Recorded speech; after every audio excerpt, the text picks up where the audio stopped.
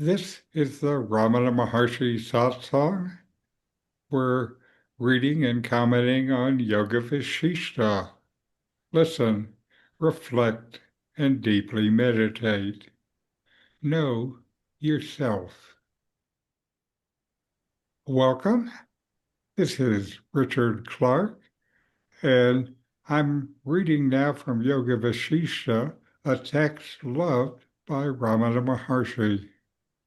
I'm not a teacher or a guru, just someone sharing teachings that I love. The Yoga Vasishta is one of the great classics of Advaita Vedanta. I'll start this series with the story of Yoga Vasishta. The Yoga Vasishta was written in the form of a dialogue between sage Vasishta and Prince Rama. The text begins with Rama in deep depression.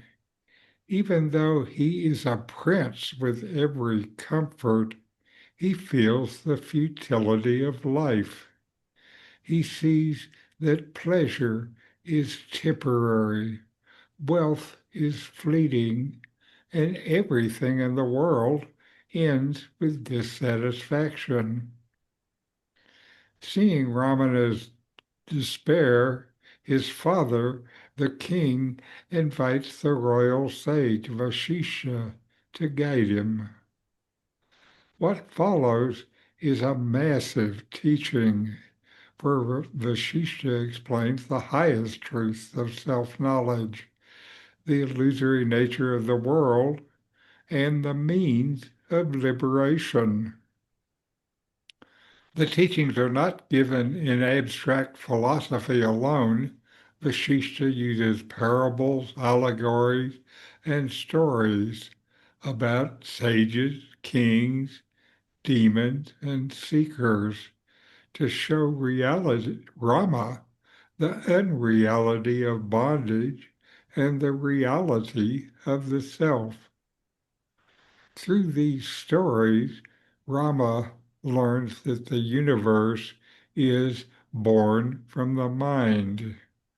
Consciousness alone is real, and that liberation comes through dispassion, inquiry, and abidance in the self. The text is vast, over 32,000 verses in its full form, making it one of the longest works in Sanskrit literature. Because of its size, it's sometimes called the Maha Ramayana. It was originally composed in 10th century Kashmir.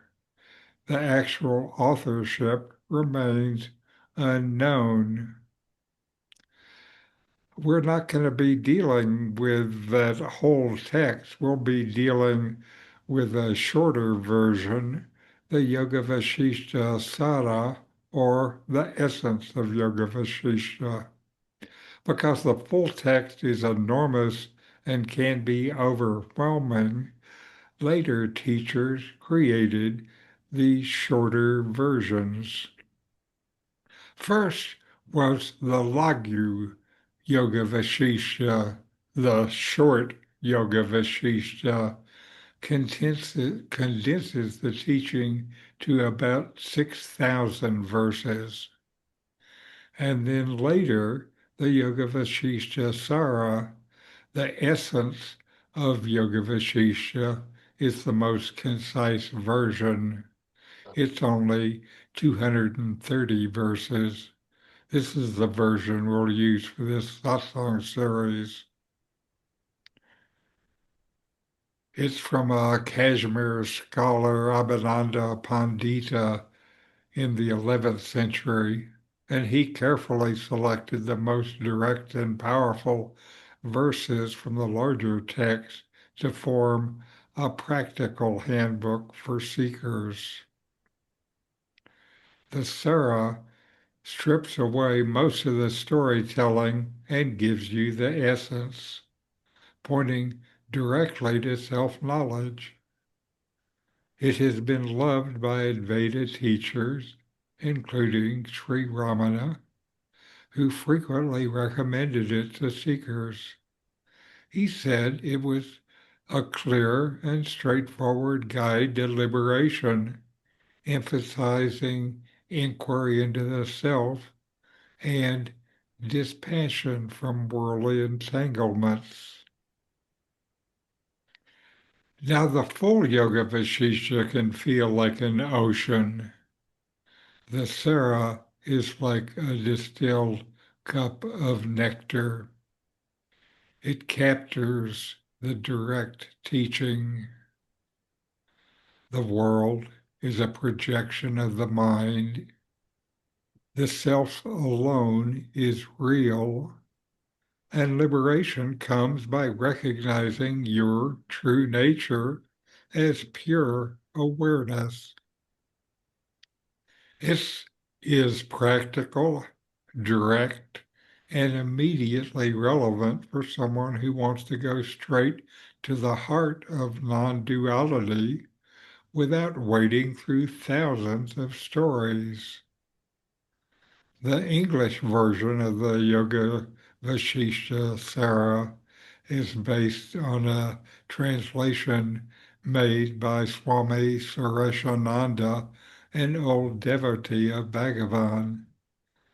It was published by Ramana Ashram. And now a video from Nome, the reality of the self.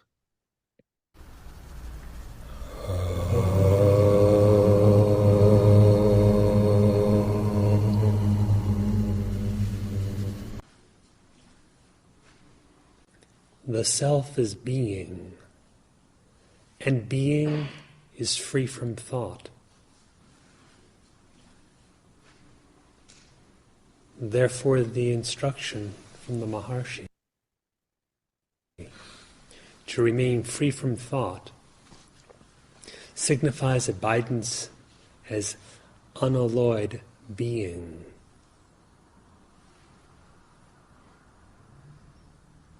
Abidance as being, as the unconceived self, is true knowledge. True knowledge is free from thought. It is that state in which there is no division by thought, in which thought does not exist.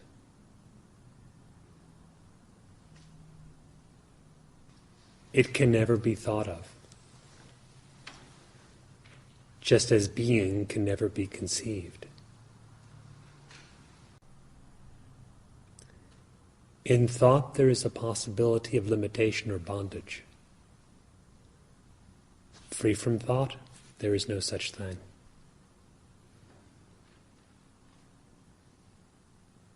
In thought, there is I and this, the assumption of individuality being the primal thought to which all other thoughts are appended, or for which all other thoughts are. Being has no I and this, no individual, and nothing objective to it.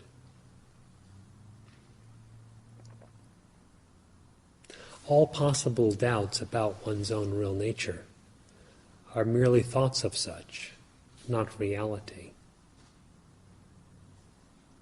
While true knowledge is doubtless. In thought alone is there the conception of being in one state or another. Real being is stateless, having neither a waking, dreaming, deep sleep, living, dead, or any other state.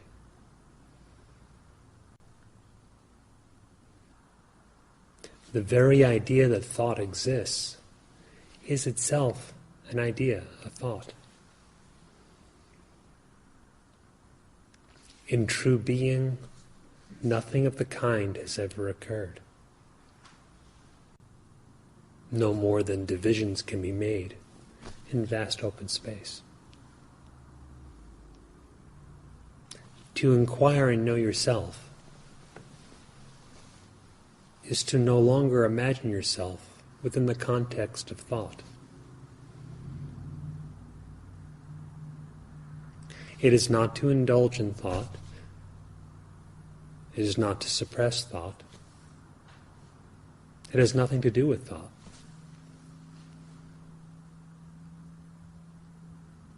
For true knowledge deals with the reality of being. And thought is something completely illusory. What do you supposedly know about the world? Isn't it just a compilation of thought? What do you know about anything else, anything other? Isn't it just the idea of it? When that idea is not present, you say you don't know it. When you have the idea, you say you know it. But in either case, it is just a state of thought. True knowledge is beyond such so-called knowledge and ignorance. True knowledge is of real being, which is never an I, an individual, and never a this, something objective. Therefore, to remain free from thought signifies remaining in that wisdom which is non-objective, and in which there is no misidentification whatsoever.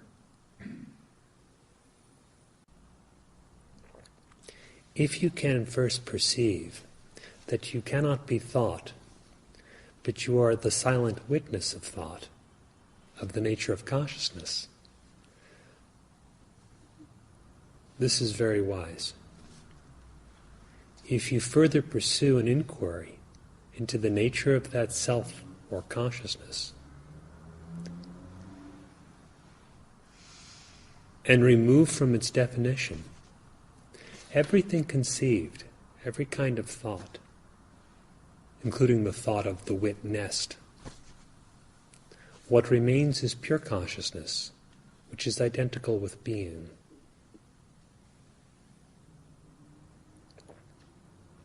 If you retain the idea, sometimes I am the witness, sometimes I am not, that's just thought.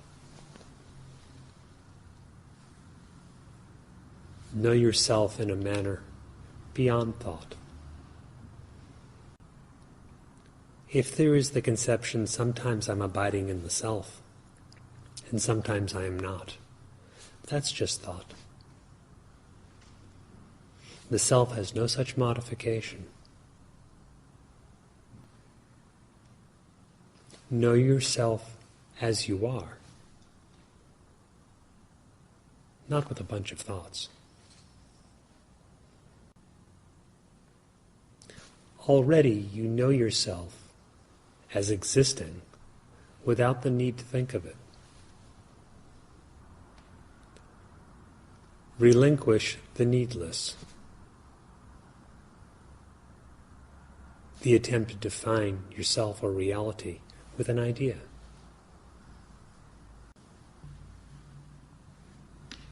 What remains, which is what truly is, of the nature of unlimited being, consciousness, bliss, is yourself, is real existence. This existence can never be conceived, is always self-luminous or self-known. And now we'll take a few minutes and inquire. You exist. Notice that you exist. You exist, and you know that you exist. Now inquire, investigate within yourself. What happens when I stop identifying with distraction and concentration and rest in stillness itself?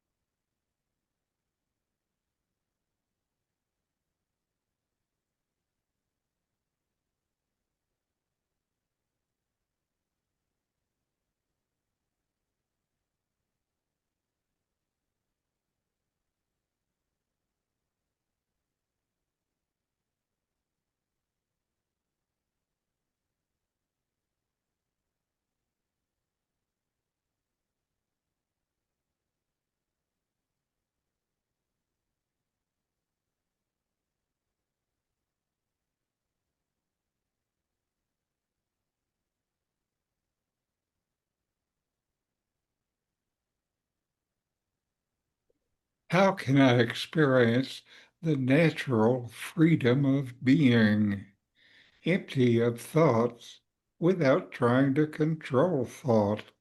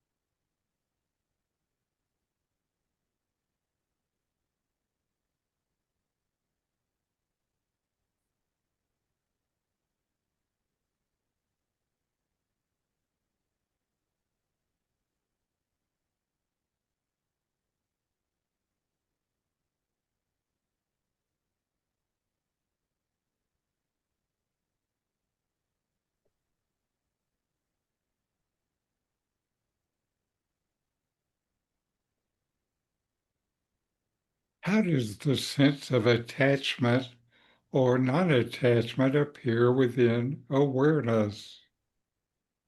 And what is it that witnesses both?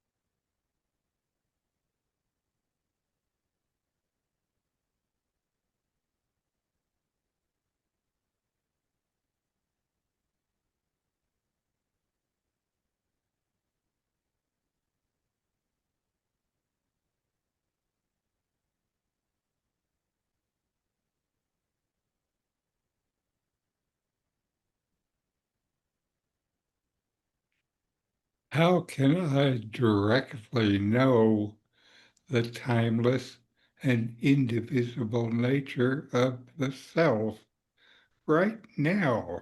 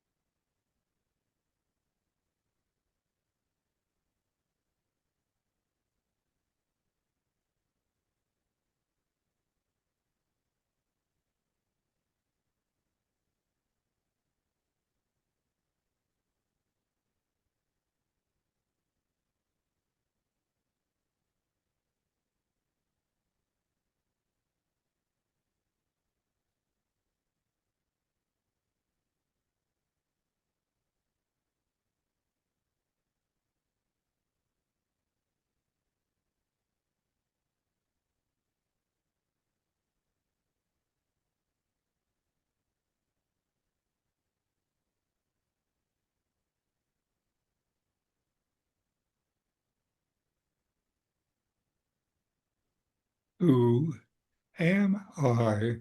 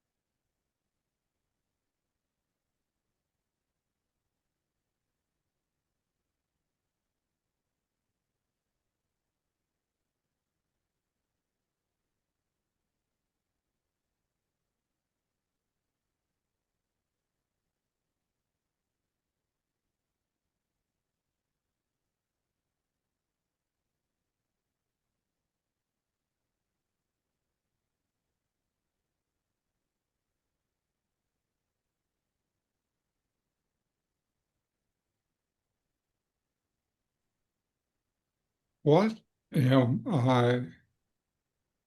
What is the nature of my existence? What exists?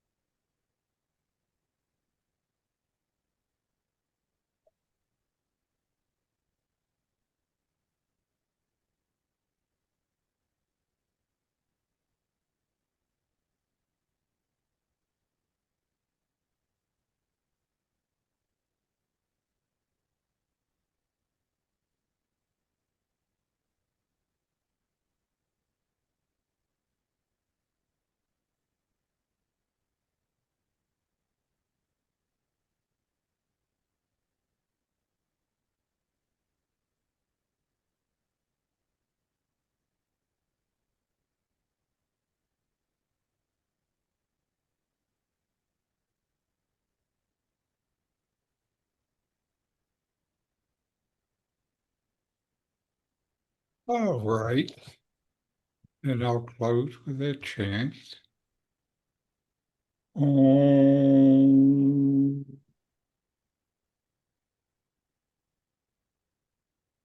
Shanti, Shanti, Shanti. Om. Peace, peace, peace.